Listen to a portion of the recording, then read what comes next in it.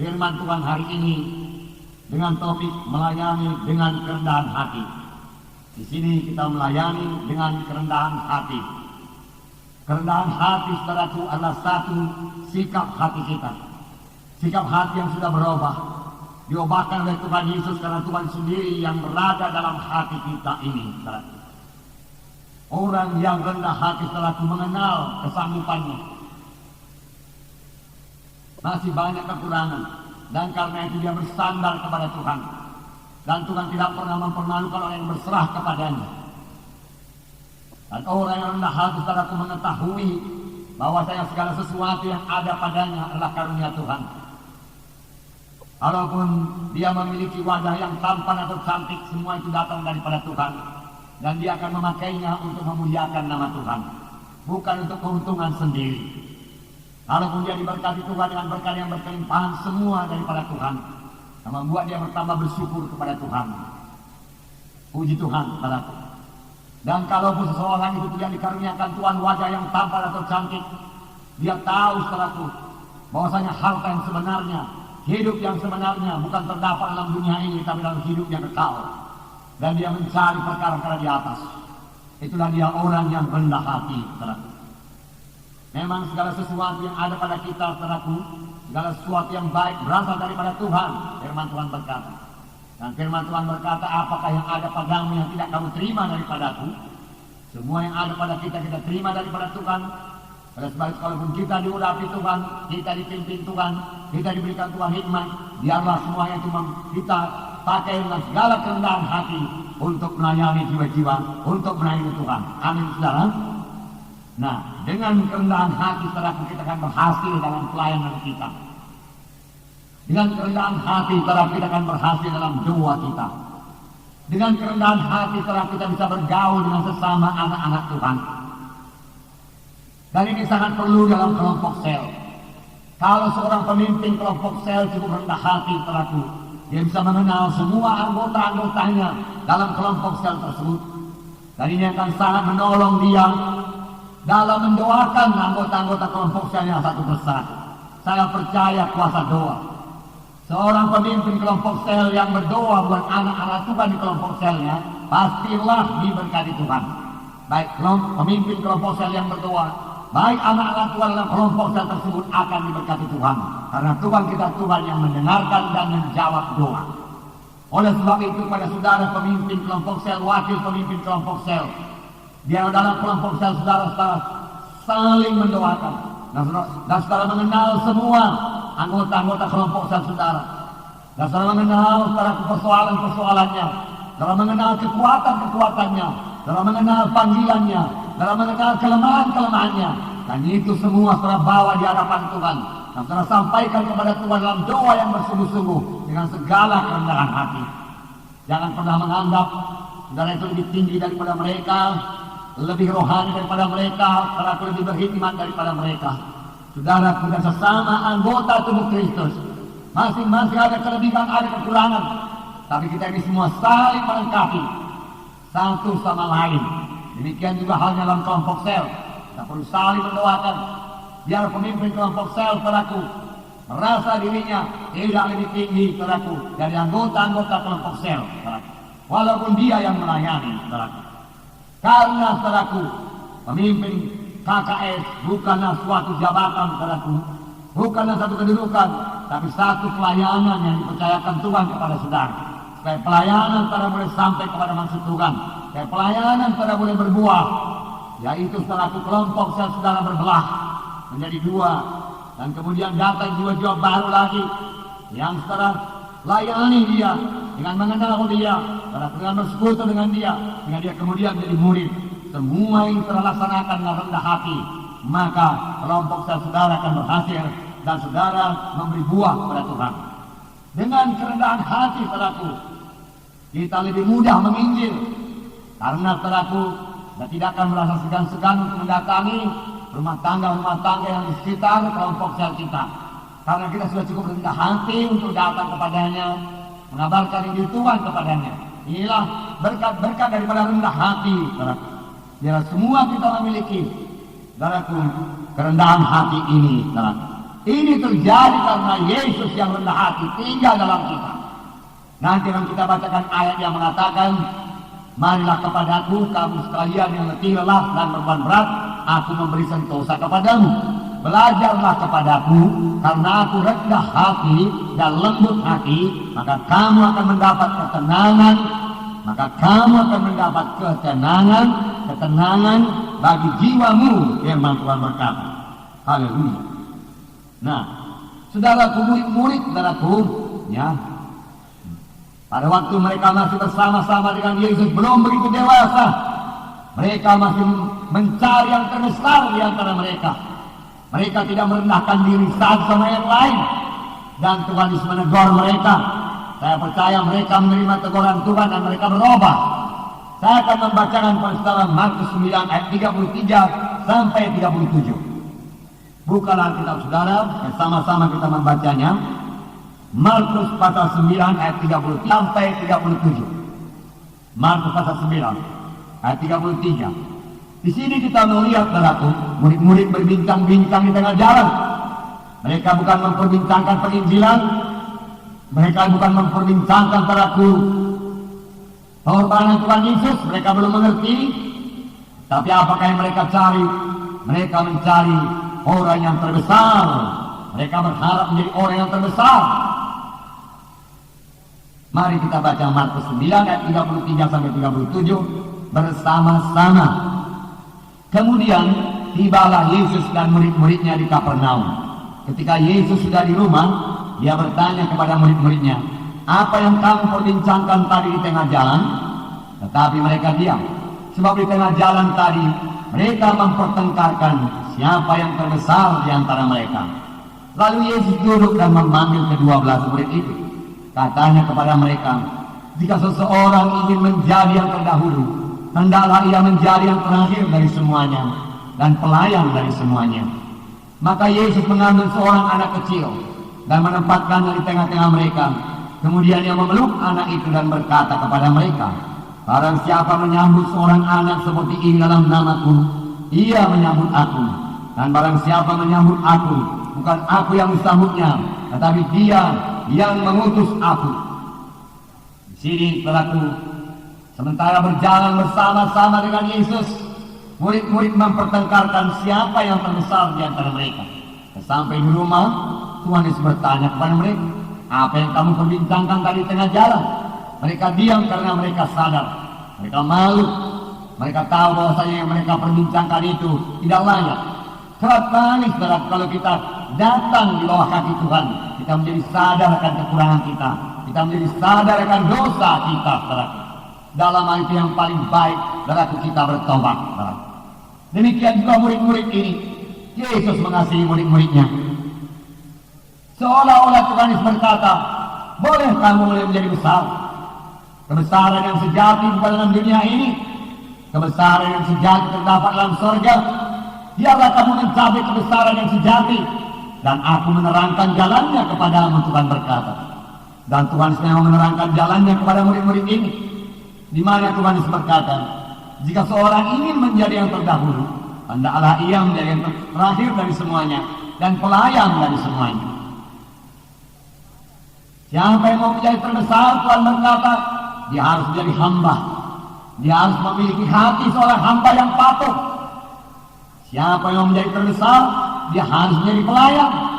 Dia harus melayani di dunia ini. Lalu dia memperoleh kebesaran yang sejati, saudaraku, di sorga, saudaraku, di sorga. Saudaraku, Yohanes Pembaptis, saudaraku, di dunia ini, saudaraku, tidak membesarkan dirinya. Padahal kuasa Tuhan luar biasa kepadanya. Saudara, dia diurapi Tuhan luar biasa, dia mempersiapkan jalan buat Tuhan. Tetapi dia hanya memakai pakaian daripada bulu unta dan tidak pernah makan makanan yang mewah. Dia tidak pernah mengecap kenyamanan dunia ini, tidak. Dia mencari setelah kita maksud Tuhan jadi dalam hidupnya. Dia berusaha supaya panggilan Tuhan sampai dalam hidupnya. Saudara, dia makan terak belalang dan madu hutan, saudara. Kemudian dia berkhotbah di tepi sungai Yordan sambil membaptis, saudaraku, orang Yahudi, saudara. Dan firman Tuhan berkata, semua orang datang kepadanya, dan Yesus pun datang kepadanya. Tetapi ketika dia melihat Yesus, Tentunya roh Tuhan berkata, ini anak Allah. Dia berkata, tidak patut engkau datang kepadaku. Akulah yang patut datang kepadamu. Karena lebih dahulu Yohanes Pembaptis sudah berkata, lihatlah anak domba Allah yang mengampuni dosa dunia ini. Kemudian daripada aku akan datang seorang yang begitu besar. Aku tidak layak menguraikan tali kasutnya pun. Dia begitu besar, aku begitu kecil. Tetapi kemudian Tuhan berkata, Yohanes Pembaptis adalah terbesar dalam kerajaan surga. Karena dia melayani, karena dia merendahkan diri selama di sini, selama di bumi ini. Dan dia mati setelah dipancung. Satu perkara yang mau dia ketahui sebelum dia mati, yaitu apakah engkau yang akan datang itu, atau kami harus menunggu orang lain? Tuhan menjawab, lihatlah segala kegenapan nubuat nabi-nabi. Orang buta melihat, tuli mendengar, dan Injil diberitakan kepada segala bangsa. Lalu Yohanes Pembaptis merasa tenang. Dia sudah selesai mempersiapkan jalan bagi Yesus. Sudah saatnya Yesus makin besar, dia makin kecil, dan dia berangkat ke surga. Dan dia menjadi yang terbesar. Amin, saudaraku. Haleluya. Melayani dengan kerendahan hati. Dan Tuhan berkata, mengajari mereka lagi 3 bulanan. Maka Yesus mengambil seorang anak kecil dan menempatkannya di tengah-tengah mereka, kemudian memeluk anak itu dan berkata kepada mereka, barang siapa menyambut seorang anak seperti ini dalam namaku, ia menyambut aku. Barang siapa menyambut aku, bukan aku yang disambutnya, tapi dia yang mengutus aku. Tuhan Yesus mengambil seorang anak kecil dan Tuhan bertanya, apakah kamu mau menyambut anak kecil ini? Orang yang tidak terpandang dalam dunia ini. Apakah kamu mau melayani orang yang tidak terpandang dalam dunia ini? Siapa yang menyambut yang kecil ini, ia menyambut aku. Dan siapa yang menyambut aku, dia menyambut dia yang mengutus aku. Saudara yang kasih dalam nama Yesus, apakah kita memperhatikan orang yang miskin dalam dunia ini? Apakah kita memperhatikan orang yang kecil dalam dunia ini, yang tidak bisa membalas apa-apa kepada kita? Saudara, itu sesungguhnya itulah pelayanan kita. Karena itulah pelayanan kita kepada Tuhan Yesus. Tuhan Yesus pernah berkata, mengajari murid-muridnya, marilah kamu sekalian, kamu yang dikasihi Bapa, terimalah kerajaan yang sudah disediakan bagimu. Karena pada waktu aku lapar, engkau memberi aku makan. Pada waktu aku tidak berpakaian, engkau berikan aku pakaian. Pada waktu aku sakit, engkau melawat aku. Pada waktu dalam penjara, engkau mengunjungi aku. Lalu mereka berkata, Tuhan, kapankah engkau kelaparan yang kami memberi kau makan? Kapan kamu tidak berpakaian yang kami memberikan kau pakaian? Atau dalam penjara atau sakit yang kami mengunjungi engkau? Tuhan Yesus berkata, apa yang kau perbuat bagi seorang yang kecil ini, itulah perbuatanmu kepadaku. Tuhan Yesus berkata, apa yang kamu perbuat bagi seorang yang miskin dalam dunia ini, yang tidak terpandang dalam dunia ini, di mana saudara melayani dia, menolong dia, itulah perbuatan saudara kepada Tuhan. Amin, saudaraku. Dan untuk melayani sedemikian rupa, perlu kerendahan hati. Dan kerendahan hati ini datang daripada Tuhan, saudaraku. Nah, puji Tuhan, saudaraku. Puji Tuhan. Dalam Roma 12 ayat 3, katakan bahwasanya kita harus berpikir, anggap diri kita dengan sepatutnya saja. Janganlah melebihi ukuran iman yang dikaruniakan kepada kita. Roma 12 ayat 3. Berdasarkan kasih karunia yang dianugerahkan kepadaku, aku berkata kepada setiap orang di antara kamu, janganlah kamu memikirkan hal-hal yang lebih tinggi daripada yang patut kamu pikirkan. Tetapi hendaklah kamu berpikir begitu rupa, sehingga kamu menguasai diri menurut ukuran iman yang dikaruniakan Allah kepada kamu masing-masing. Nah, janganlah memikirkan hal-hal yang lebih tinggi daripada yang tumbuh dalam hatimu. Firman Tuhan berkata. Saudaraku, Tuhan bicara dalam hati kita. Amin, saudaraku. Perlu sekali saudara bisa mendengar dan mengerti suara Tuhan dalam hati saudara. Saudara adalah roh yang hidup.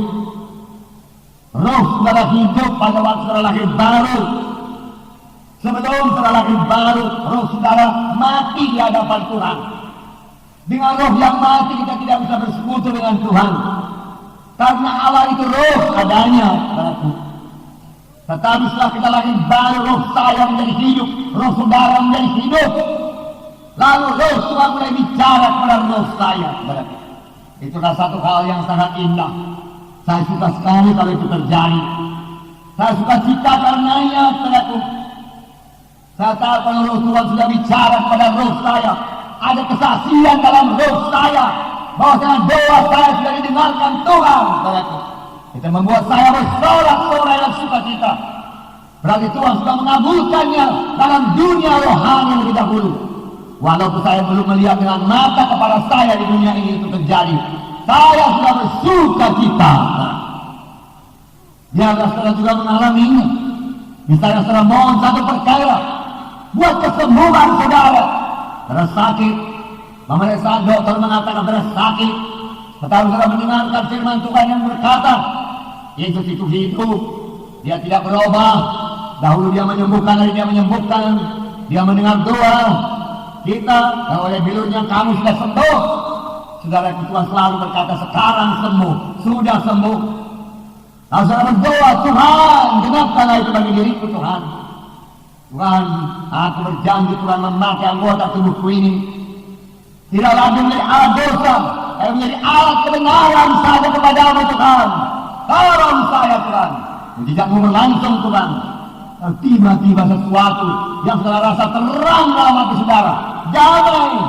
Saudara tahu Tuhan sudah mengabulkan doa saudara, dan sudah melihat kesembuhan saudara. Melihat bukan dengan penglihatan, melihat dengan yakin. Saudara tahu, aku sembuh, aku sembuh, aku sembuh. Kalau saudara tahu dalam batin saudara sembuh, maka itu akan jadi kepada saudara. Amin, saudaraku. Haleluya. Nah, saudara kasih nama Yesus. Puji Tuhan, saudara. Kita melihat contoh lagi, saudara. Orang yang merendahkan diri, doanya dijawab Tuhan. Tiada ini membawa kita, saudaraku, rendah hati selalu, saudara. Saya katakan merendahkan diri, bukan rendah diri, saudara. Merendahkan diri. Amin, saudaraku. Haleluya. Haleluya. Dalam Matius 8 ayat 8. Matius 8 ayat 8. Saya membaca. Biarlah mereka lima, saya baca beberapa ayat. Ketika Yesus masuk ke Kapernaum, datanglah seorang perwira mendapatkan dia dan memohon kepadanya, Tuhan, hambaku terbaring di rumah karena sakit lumpuh, dan dia sangat menderita. Yesus berkata kepadanya, aku akan datang menyembuhkannya. Tetapi jawab perwira itu kepadanya, Tuhan, aku tidak layak menerima Tuhan dalam rumahku. Katakan saja sepatah kata, maka hambaku itu akan sembuh. Sebab aku sendiri seorang bawahan, dan di bawahku ada pula prajurit. Jika aku berkata kepada salah seorang prajurit itu pergi, maka ia pergi, dan kepada seorang lagi datang, maka ia datang, ataupun kepada hambaku kerjakanlah ini, maka ia mengerjakannya.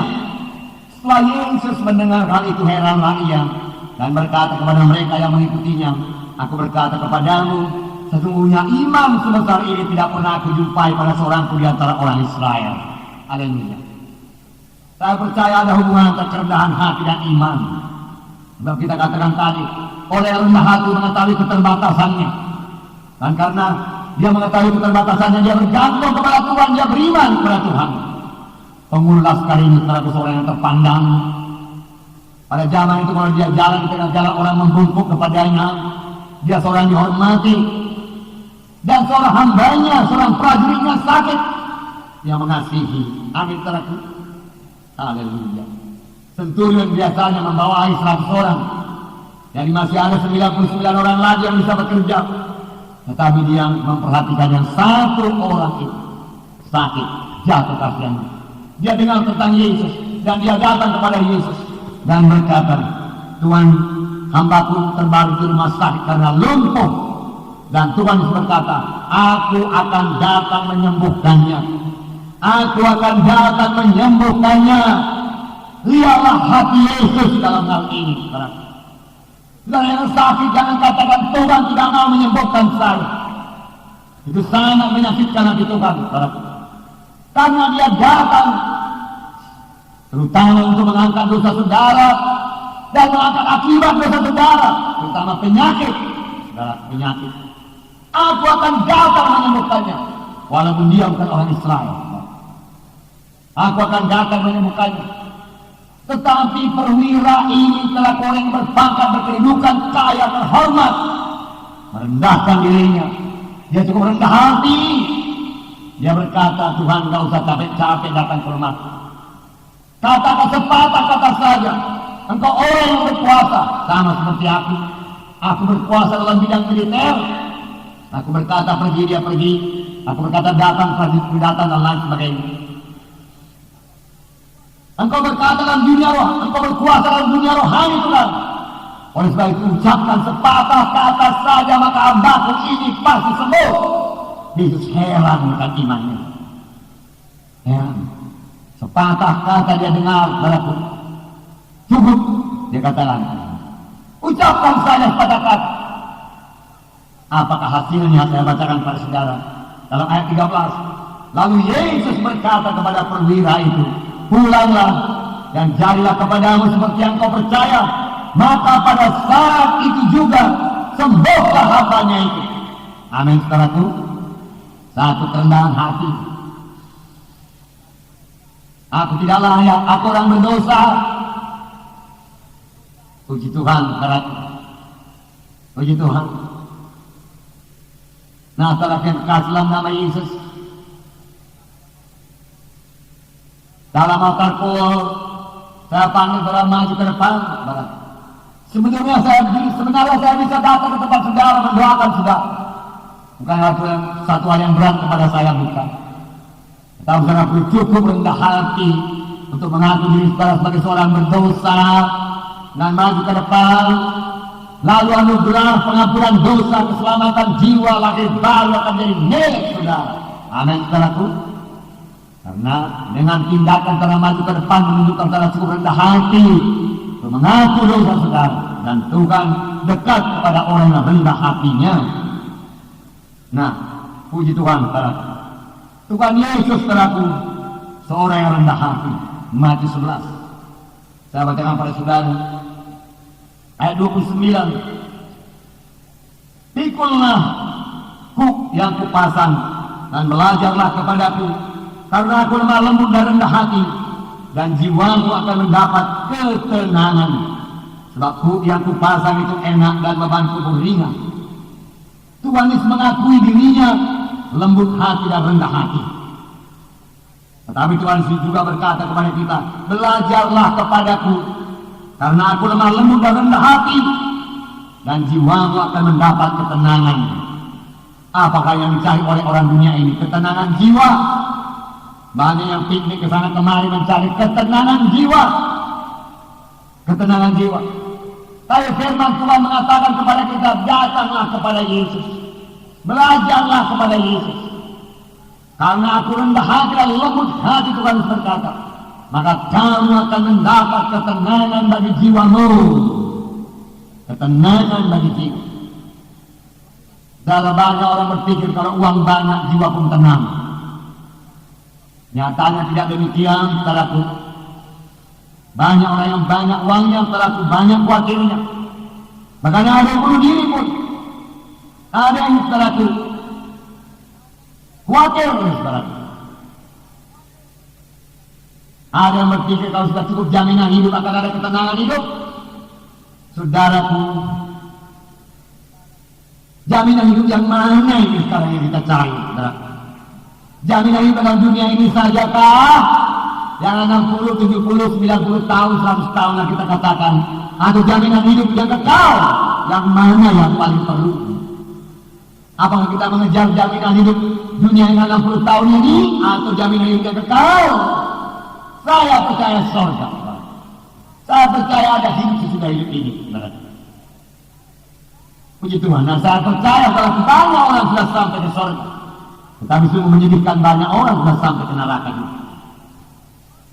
Saya mau lebih banyak sampai ke surga. Sebagai kita mengabarkan Injil, saudara, seperti dikatakan firman Tuhan tadi, kekayaan sejati, kebesaran sejati, di manakah? Di manakah kita kejar? Apakah kita perlu mengejarnya di dunia ini? atau pada hidup yang kekal. Firman Tuhan berkata, carilah hidup yang kekal. Cari dalam kerajaan Allah dan kebenarannya, maka sekaliannya akan ditambahkan padamu. Firman Tuhan berkata, bukan salah kaya dalam dunia ini. Yang salah hanya kaya dalam dunia ini, tapi tidak kaya di hadapan Tuhan. Sama sebagaimana sidang Laodikia. Kalau doa Tuhan saya bacakan pada saudara, tapi saya ceritakan saja kepada saudara. Sidang Laodikia kaya secara materi. Dan firman Tuhan berkata kepada sidang Laodikia, kamu miskin, buta dan bertelanjang, kaya di dunia ini, tetapi dia tidak memiliki apa-apa di surga. Dalam kekayaan yang sejati dalam hidup yang kekal, kebesaran yang terjadi dalam hidup yang kekal, semua itu dimulai daripada hidup dalam dunia ini. Hidup yang rendah hati, hidup yang berkorban, hidup yang melayani di dunia ini akan membawa berkah yang luar biasa bagi saudara dalam hidup yang kekal. Amin saudara. Haleluya. Puji Tuhan. Puji Tuhan, puji Tuhan. Haleluya. Nah, satu lagi mengenai kerendahan hati Yesus. Banyak ayat yang lain lagi. Dalam Yohanes 15, Yohanes 13 ayat 5, saya membacakan. Kemudian ia menuangkan air dalam sebuah basi dan mulai membasuh kaki murid-muridnya, lalu menyekanya dengan kain yang terikat pada pinggangnya itu. Nah, ini Tuhan Yesus. Dia dengan murid-muridnya berjalan kaki di luar, lalu masuk satu rumah. Murid-murid segan membasuh satu sama lain. Lalu Yesus menanggalkan jubahnya, dia ikat pinggangnya, dia ambil air satu baskom, lalu dia mulai membasuh kaki murid-muridnya yang berabu, yang kotor, dan mulai melapnya, mengeringkannya satu persatu. Itu mula-mula menolak. Tetapi Tuhan berkata, kalau kau tidak ikut dibasuh kakimu, kau tidak ada bagian dalam aku dan kerajaan sorga. Basuhlah seluruh tubuhku juga. Yesus berkata, tapi Tuhan Yesus berkata, kakimu saja yang kotor, aku akan membasuhnya. Kemudian Tuhan berkata dalam ayat 13, kamu menyebut aku guru dan Tuhan, dan katamu itu tepat, dan sebab memang akulah guru dan Tuhan. Jadi jikalau aku membasuh kakimu, aku yang adalah Tuhan dan gurumu, maka kamu pun wajib saling membasuh kakimu. Sebab aku telah memberikan suatu teladan kepada kamu, supaya kamu juga berbuat sama seperti yang telah kuperbuat kepadamu. Apakah itu?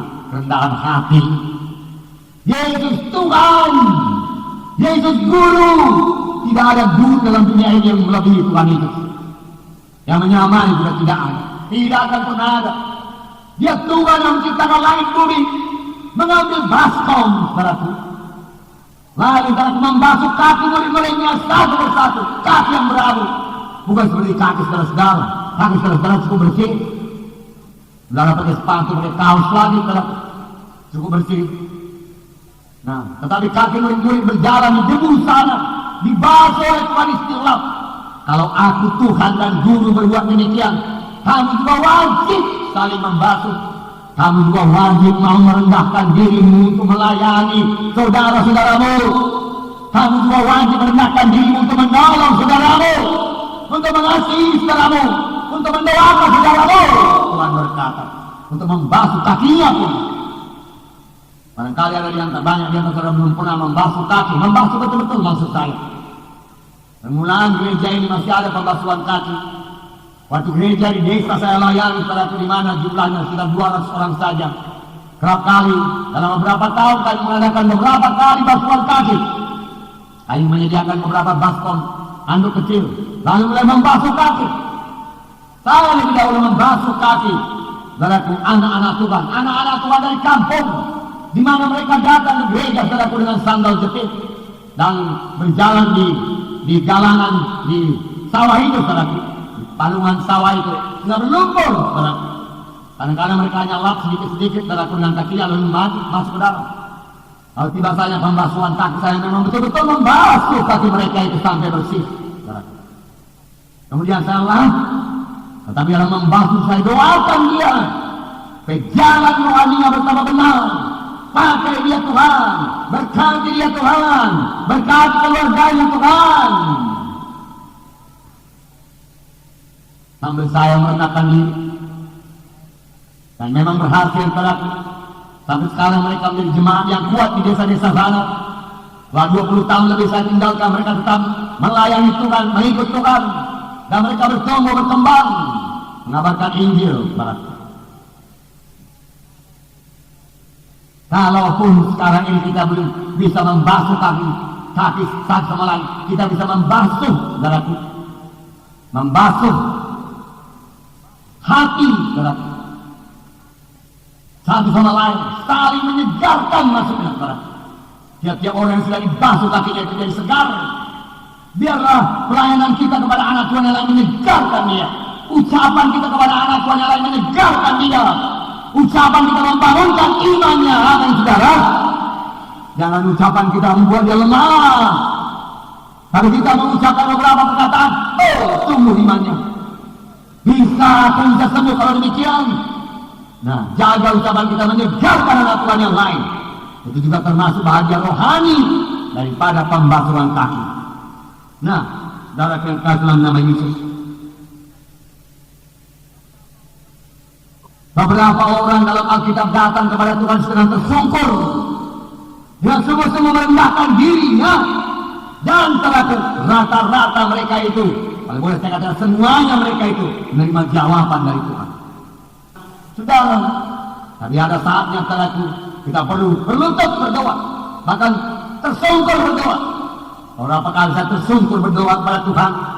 Teman saya mau melayani di KKR, saudaraku, saya melihat kekurangan saya. Tuhan, kalau bukan Roh Kudus mau bekerja, tidak guna aku bicara Tuhan. Urapi aku Tuhan, Roh Kudus nanti hadir dalam kebaktian. Tolong jiwa-jiwa Tuhan, kalau Roh Kudus yang bisa memimpin dia kepada keselamatan Tuhan. Saya katakan, saudaraku, saya menggeletakkan diri saya tersungkur di hadapan Tuhan. Tolong Tuhan, tolong Tuhan, biar jiwa-jiwa selamat, jiwa-jiwa sembuh, jiwa-jiwa mengerti Injil-Mu Tuhan. Saya katakan, dan Tuhan mendengar dan menjawab saudaraku. Saudara, di dalam perjanjian baru, dalam Markus pasal 5, saya membacakan seorang yang tersungkur di depan Yesus dan Tuhan menolong dia. Markus pasal 5 ayat 22. Datanglah seorang kepala rumah ibadat yang bernama Jairus. Ketika ia melihat Yesus, tersungkurlah ia di depan kakinya, dan memohon dengan sangat kepadanya. Anakku perempuan sedang sakit, hampir mati. Datanglah kiranya, meletakkan tangan mengatanya supaya ia selamat dan tak hidup. Lalu pergilah Yesus dengan orang itu. Lihat, segera Yesus berangkat dengan dia. Penghulu rumah sembahyang terhormat di tengah jalan, di mana banyaknya orang dalam pengikut Yesus berbondong-bondong, dia datang kepada Yesus sampai dilukai, tersungkur, tidak malu-malu lagi. Yesus, anakku hampir mati. Dan memang anaknya ini jadi mati. Memang mati anak Jairus kemudian. Saudaraku, tapi kemudian hidupkan Tuhan.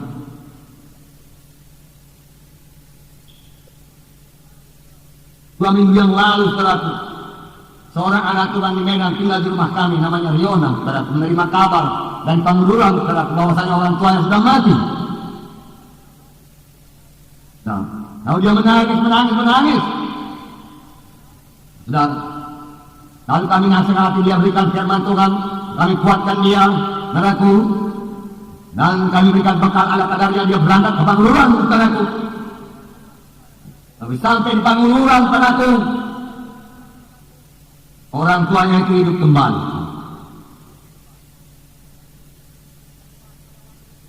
Dan pas pada waktu itulah, saudaraku, kita mulai kebaktian kita di Panguluran. Kita mulai gereja kita di Panguluran, dan orang-orang datang ke gereja itu, saudaraku. Sampai sekarang. Mujizat Tuhan. Pada akhir zaman akan bertambah banyak orang-orang makin bangkitkan Tuhan. Amin, saudara. Haleluya. Mujizat masih berlangsung. Amin. Haleluya. Tuhan Yesus masih bekerja. Amin. Haleluya. Tuhan mau sidangnya sangat berkuasa pada akhir zaman ini. Dengan kehendak Tuhan. Saudaraku, sampai orang takut pada gereja. Kuasa Tuhan ada di sana. Tidak sembarangan orang boleh datang dan merusak gereja. Tidak bisa, saudara. Malaikat Tuhan akan berkawal pada gereja itu. Amin. Haleluya. Nah, puji Tuhan, saudara. Nah, ini Jairus dalam Matius 15 ayat 30. Matius 15 ayat 30. Kemudian orang banyak berbondong-bondong datang kepadanya, membawa orang lumpuh, orang timpang, orang buta, orang bisu, dan banyak lagi yang lain. Lalu meletakkan mereka pada kaki Yesus, dan ia menyembuhkan mereka. Apa? Kuat-kuat. Dan ia menyembuhkan mereka semuanya. Haleluya. Lihatlah itu, saudara. Mereka letakkan saja di bawah kaki Yesus. Tidak satu pun ditolak Tuhan. Inilah kasih Tuhan. Ia menyembuhkan mereka semuanya. Orang itu cukup rendah hati, didudukkan di jalan sana, saudara. Apabila Yesus lewat, Yesus boleh menjamah dia, atau bayang-bayang Yesus mengenai dia dan orang itu sembuh. Inilah dia Tuhan Yesus yang sampai hari ini tidak berubah, yang sampai hari ini memperhatikan kita, mengasihi kita. Haleluya. Marilah kita rendah hati datang kepadanya. Rendah hati. Haleluya. Haleluya. Nah, dalam perkara dalam nama Yesus. Dalam Markus 10 dikatakan mengenai Yakobus dan Yohanes yang juga mencari kedudukan. Markus 10 ayat 35. Lalu Yakobus dan Yohanes anak-anak Zebedeus mendekati Yesus dan berkata kepadanya, Guru, kami harap supaya engkau kiranya mengabulkan satu permintaan kami. Jawabnya kepada mereka, apa yang kamu kehendaki aku berbuat bagimu? Lalu kata mereka, perkenankanlah kami duduk dalam kemuliaanmu kelak, yang seorang di sebelah kananmu, yang seorang di sebelah kirimu. Nah, mereka mau kedudukan yang besar. Tuhan Yesus menerangkan jalannya. Amin, saudaraku. Ya.